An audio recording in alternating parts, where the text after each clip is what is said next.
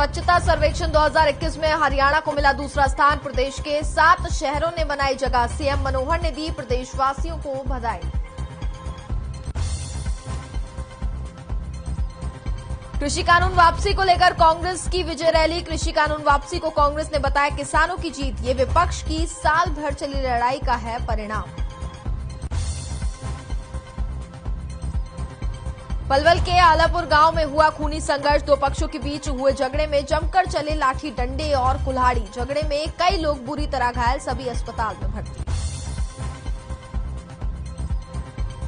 जिंद में नकली देसी घी बनाने वाली फैक्ट्री का हुआ भांडाफोड़। छापेमारी में कई कंपनियों के स्टीकर पैक डब्बे समेत 4 लाख से ज्यादा की नकदी बरामद। फैक्ट्री मालिक समेत 4 गिरफ्तार। और दिल्ली एनसीआर की हवा में कोई सुधार नहीं। 355 के पार पहुंचा एनसीआर का एक्यूआई। गुरुग्राम में 200 के पार, जबकि फरीदाबाद में 214 के पार पहुंचा एक्यूआई।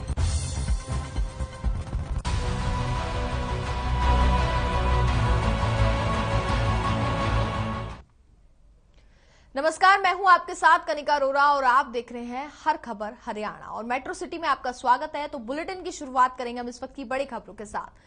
दिवाली की पूजा के दौरान कासन के पूर्व सरपंच के परिवार पर ताबड़तोड़ गोलियां बरसने और इस वारदात में 4 युवकों की मौत होने के बाद एसआईटी टीम ने 8 लोगों को गिरफ्तार कर मामले का खुलासा कर दिया है।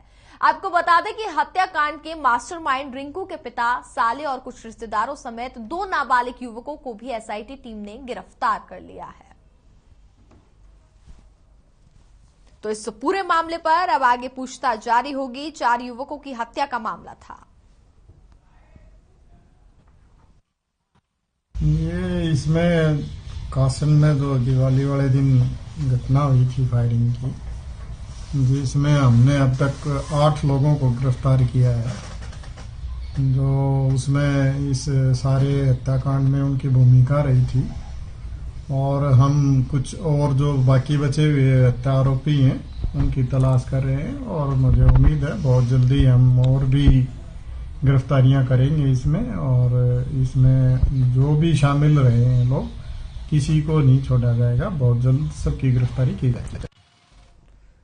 और हमारे साथ तमाम जानकारी के लिए संवाददाता प्रवीण शर्मा इस वक्त लाइव जुड़ गए हैं। उनका मैं रुख करूंगी।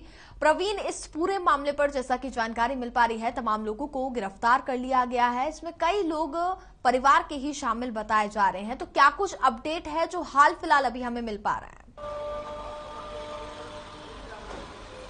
जी कनिका, देखिए पुलिस ने 10 लोगों को गिरफ्तार किया है, जिसमें 2 लोग नाबालिग बताए जा रहे हैं जिन्होंने इस कांड से पहले वहां की रैकी की थी। इसके अलावा इसमें 4 शार्प शूटर भी हैं जो जिनके नाम अभिषेक, संजू हैं। वो शार्प शूटर हैं, उनके ऊपर पहले से कई मामले दर्ज हैं फिरौती, अपहरण और हत्या के। तो कहीं ना कहीं जैसे कि पहले एक आशंका जताई जा रही थी कि इसमें शार्प शूटर का इस्तेमाल किया गया है, तो वो भी क्लियर हो गया। और जो मुख्य आरोपी है रिंकू, उसकी अभी पुलिस को तलाश जारी है। वो भी पुलिस की पकड़ से दूर है। हालांकि पुलिस का दावा है कि जल्दी पुलिस उसको भी गिरफ्तार कर लेगी। लेकिन फिलहाल जो 10 लोग गिरफ्तार किए गए हैं उनसे रिमांड पर लेकर भी पुलिस पूछताछ कर रही है और आगे के कांड का खुलासा होगा। पुलिस की माने तो इसका कारण 2007 में हुई रंजिश इस हत्याकांड का मुख्य कारण थी, क्योंकि जो रिंकू का भाई है उसकी हत्या कर दी गई थी, जिसके बाद से दोनों परिवारों में रंजिश चली आ रही थी और उसका बदला जो है दिवाली की रात कासन में इन लोगों ने लिया। बिल्कुल आपसे जानना चाहेंगे, इसमें नाबालिग भी बताए जा रहे हैं जो शामिल हैं। हाल फिलहाल क्या पुलिस द्वारा कुछ बातचीत हो पाई है? क्योंकि गिरफ्तारी तो हो गई है, लेकिन क्या अभी तक कुछ बातचीत हो पाई है जिस दौरान कुछ खुलासा हुए इस पूरे मामले पर? जी बिल्कुल, देखिए पुलिस की जो प्रारंभिक पूछताछ है उसमें आरोपियों ने स्वीकार किया है कि उन्होंने इस कांड को अंजाम दिया है और जो हथियार इसमें प्रयोग किए गए हैं उनको पुलिस रिमांड पर लेकर बरामद करने की कोशिश कर रही है। और इसमें जो सबसे बड़ी बात है, जो 4 शार्प शूटर इस्तेमाल किए गए हैं जिनको भाड़े पर लिया गया था, पुलिस ने उनको भी हिरासत में ले लिया और उनसे अलग से पूछताछ कर रही है। साथ ही इस मुख्य कांड में जो मुख्य साजिश करता था रिंकू, वो भी पुलिस की पकड़ से दूर है। उसके साले को गिरफ्तार किया गया है, जो कि इस हत्याकांड की योजना बनाने घटना में मुख्य आरोपी था और साथ ही जो 2 नाबालिग इस मामले में एसआईटी ने अरेस्ट किए हैं, उन्होंने इसकी रैकी की थी कि परिवार किस समय जमा होता है और कितने बजे ये लोग पूजा करने के लिए बैठेंगे और कितने लोग वहां पर होंगे। तो ये सारी जानकारी इन 2 नाबालिग बच्चों ने जुटाई थी, जिनको भी पुलिस ने अरेस्ट कर लिया है। फिलहाल पुलिस ने इन सभी को रिमांड पर लिया है अदालत से और आगे की पूछताछ जो है पुलिस अब इन आरोपियों से करेगी, ताकि रिंकू के बारे में जानकारी मिल सके, जो कि मुख्य आरोपी है वह कहां छिपा है और जो हथियार इसमें प्रयोग किए गए उनको बरामद कर सके।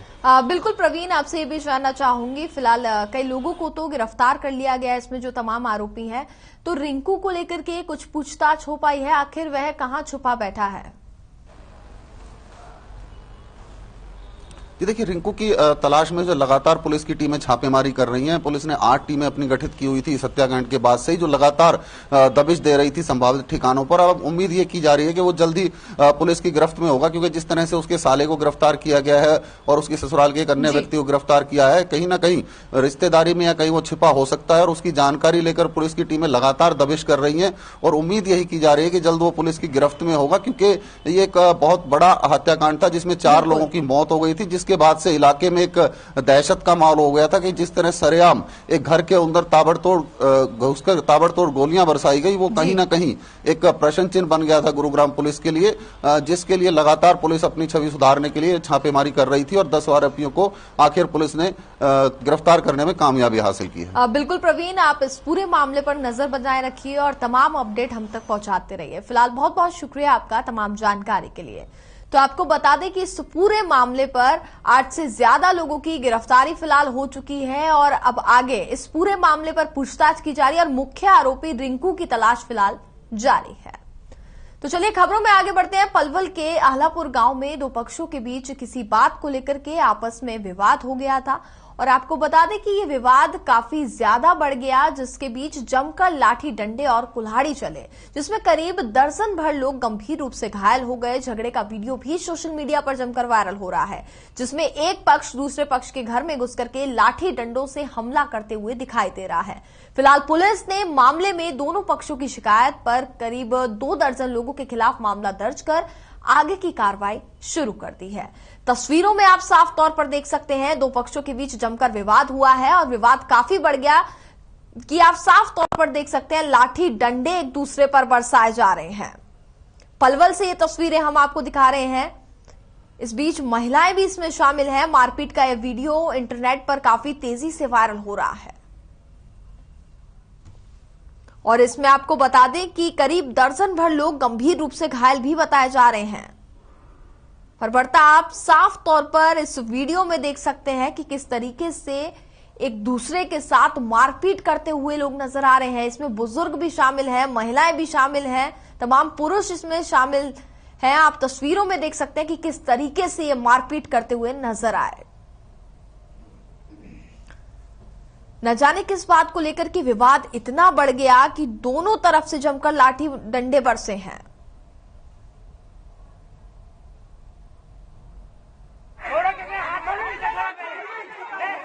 ये आलापुर गांव में 12 तारीख की बात है, वहां झगड़ा हुआ था। 2 पक्ष थे, तो दोनों पक्षों के चोटें आई थी और दोनों पक्ष की तरफ से हमने मुकदमा दर्ज कर दिया।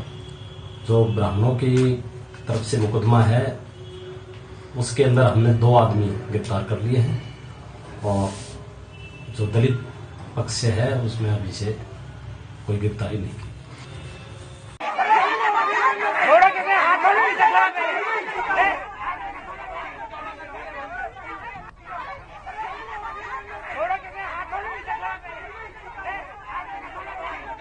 तो तस्वीरों में आप देख सकते हैं कि आखिर विवाद कितना ज्यादा बढ़ गया कि लाठी डंडे बरसे हैं और दूसरी तस्वीर में आप ये भी देख सकते हैं कि तमाम लोग इस मारपीट के दौरान घायल भी हुए हैं।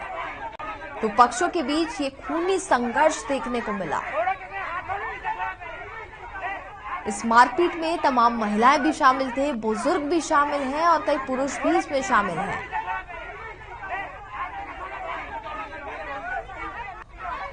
तो तस्वीरों में आप साफ तौर पर एक दूसरे के लिए कितना ज्यादा गुस्सा भरा हुआ है ये देख सकते हैं।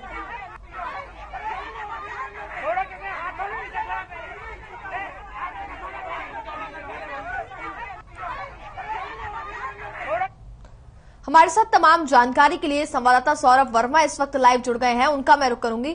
सौरभ, सबसे पहले तो जानना चाहूंगी आखिरकार ऐसी क्या बात हो गई कि विवाद इतना बढ़ गया कि दोनों पक्षों की तरफ से लाठी डंडे बरसे हैं और इस दौरान दर्जन लोग घायल हो गए हैं।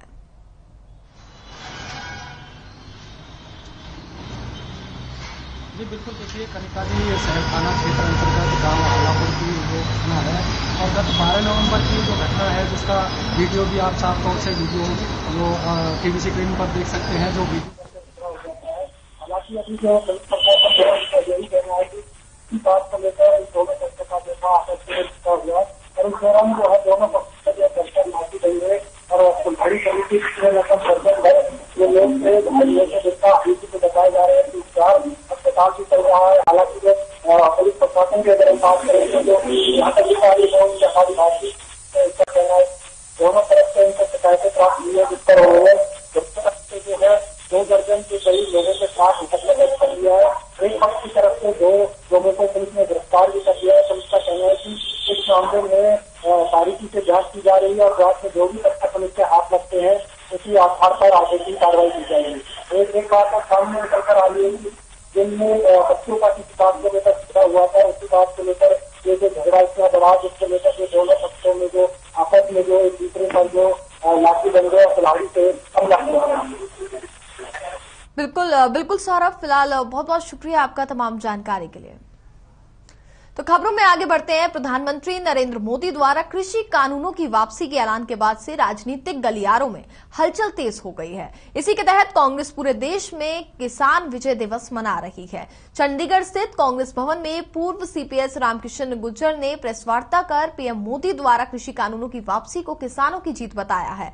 उन्होंने सरकार से किसानों पर दर्ज मुकदमे और शहीद किसानों के किसी एक परिजन को नौकरी देने की भी मांग की है। इस तरीके से देखते हैं कि लगभग 1 वर्ष के कड़े संघर्ष और 700 से अधिक किसानों की शहादत के बाद यह फैसला जो है प्रधानमंत्री नरेंद्र मोदी द्वारा लिया गया है। क्या प्रतिक्रिया आपकी?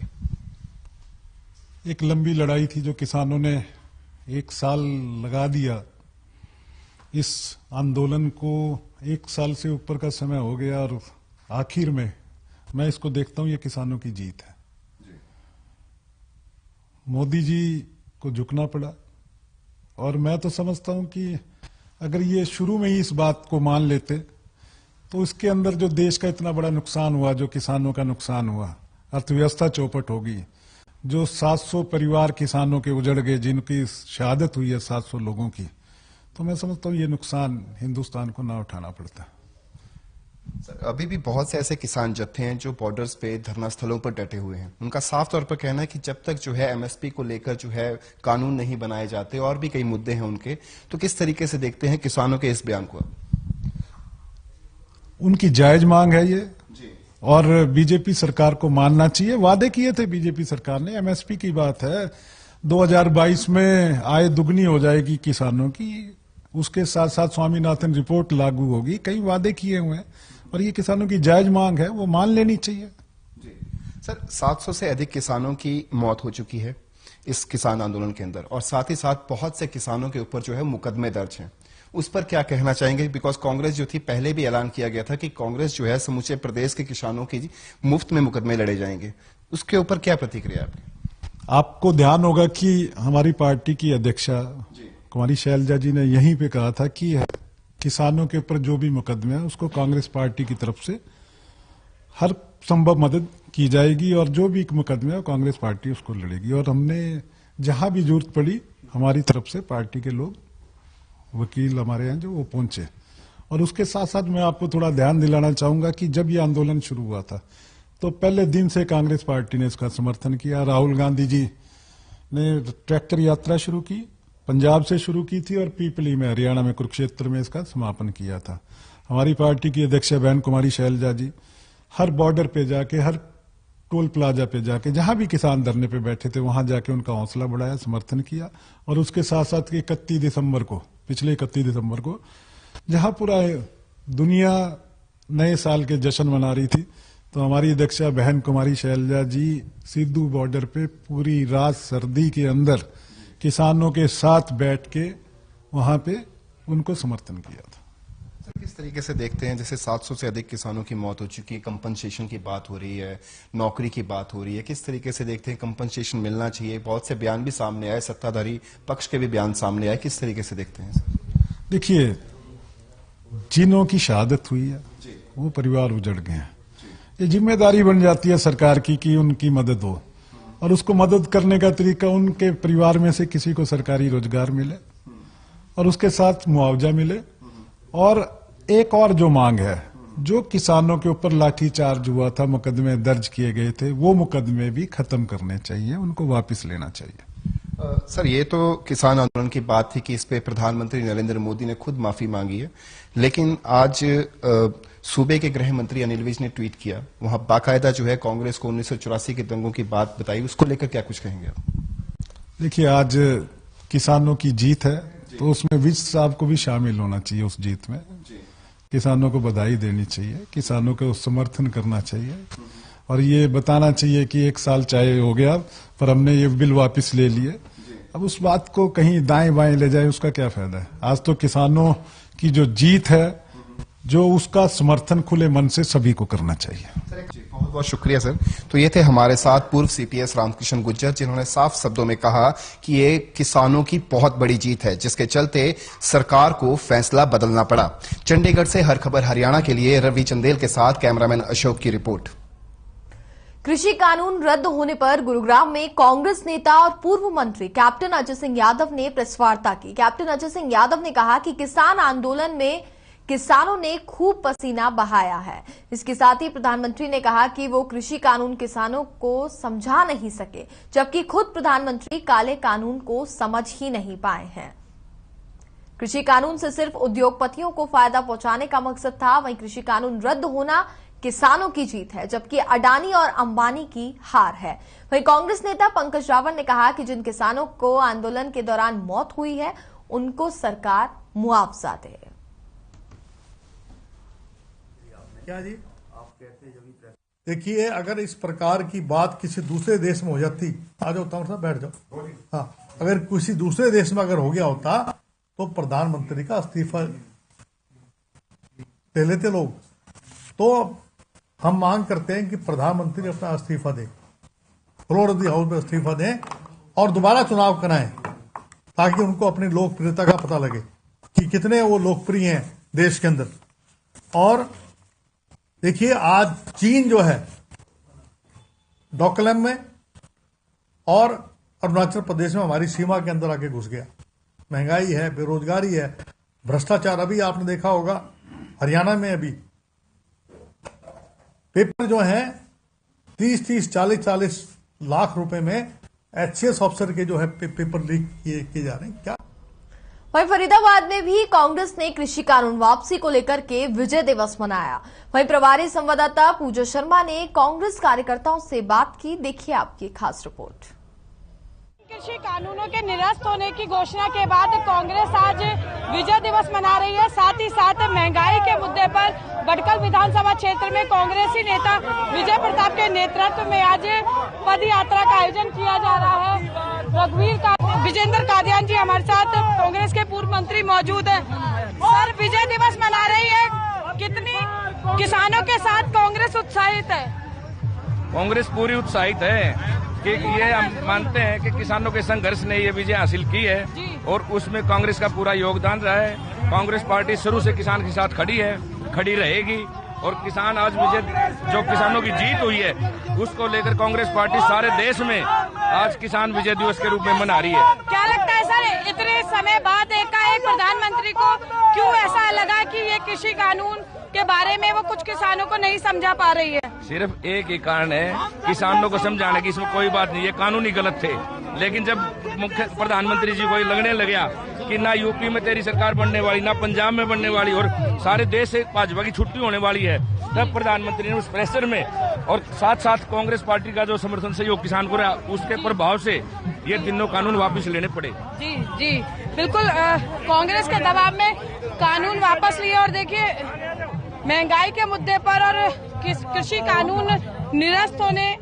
को लेकर जो है उत्साहित नजर आ रही है कांग्रेस। और जो स्वागत समारोह भी लगातार इस पद यात्रा के दौरान जो है वो जारी है। और हमारे साथ कांग्रेस नेता विजय प्रताप जी भी मौजूद है। विजय प्रताप जी, भैया एक सेकंड।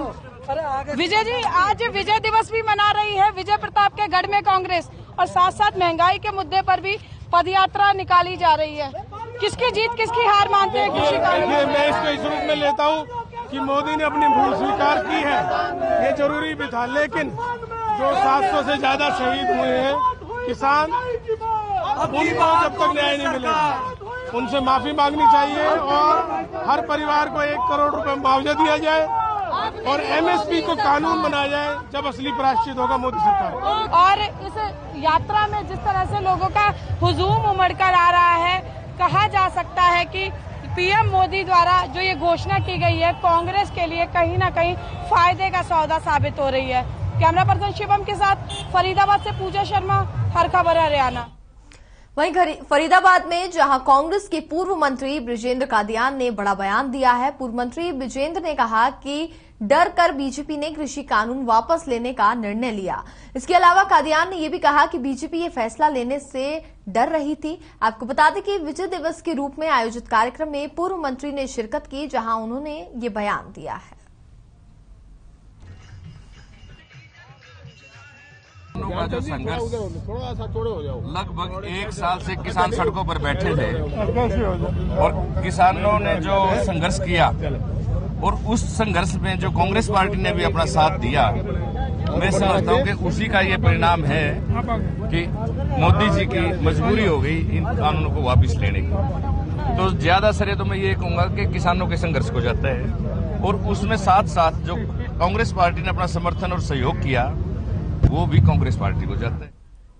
कृषि कानूनों की वापसी पर गृह मंत्री अनिल विज ने कांग्रेस पर निशाना साधा। विज ने कहा कि आंदोलन पहले भी हुआ था, तब कांग्रेस ने बात सुनने के बजाय इमरजेंसी लागू कर दी थी और एक आंदोलन अब हुआ है तो पीएम मोदी ने किसानों की मांग सुनी और उन्हें पूरा भी किया। साथ ही अनिल विज ने यह भी कहा कि ऐसा करने से नरेंद्र मोदी का कद और बढ़ गया है, सबको उनकी बात का सम्मान करना चाहिए।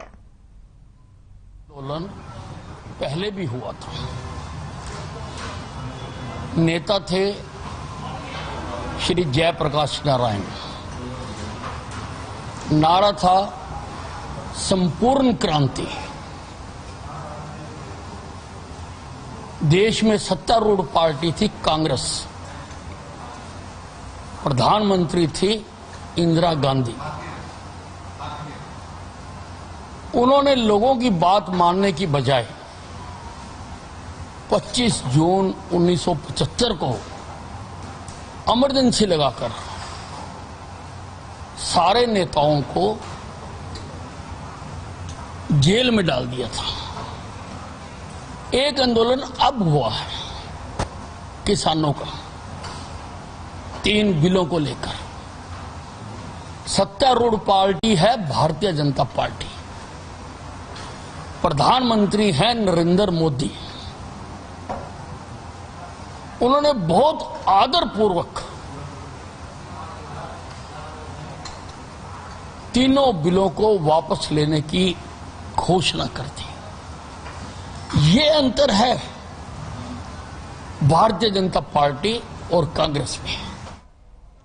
प्रधानमंत्री नरेंद्र मोदी ने तीनों कृषि कानूनों को रद्द करने की घोषणा कर दी है, लेकिन इस घोषणा के बाद भी किसान नेता किसान आंदोलन को जारी रखने की बात कह रहे हैं। सोनीपत के कुंडली सिंघू बॉर्डर पर स्थित किसान आंदोलन ऑफिस में आज संयुक्त किसान मोर्चा की बैठक में सदस्यों में बैठक हुई है। इसके बाद किसान नेताओं ने कहा कि प्रधानमंत्री ने सिर्फ घोषणा की है, अभी तक ये कानून रद्द नहीं किए गए हैं।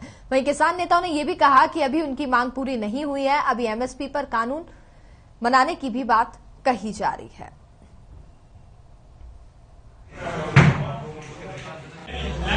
कोऑर्डिनेशन कमेटी की बैठक हुई है, जो बड़ी बैठक है जिसमें तमाम संगठनों के रिप्रेजेंटेटिव आएंगे, वो कल होगी। सारे पक्के फैसले कल उस मीटिंग में डिस्कशन होने के बाद अनाउंस किए जाएंगे। लेकिन एक बात तय है, हमने जो कोई प्रोग्राम अनाउंस किए थे, 22 तारीख की रैली लखनऊ में, 26 तारीख को मोर्चों के ऊपर आना और उसके बाद 29 को पार्लियामेंट की तरफ कूच, ये सारे प्रोग्राम बदस्तूर जारी रहेंगे। इसमें कोई बदलाव नहीं है। और आपके माध्यम से हम सभी किसानों और किसान हितैषियों से अपील करना चाहते हैं कि और ज्यादा पुरजोश से हम इस सब के अंदर हिस्सा लें और इन्हें और ज्यादा सफल बनाएं। सर, प्रधानमंत्री ने और इसी के साथ फिलहाल इस बुलेटिन में बस इतना ही। देखते रहिए हर खबर हरियाणा।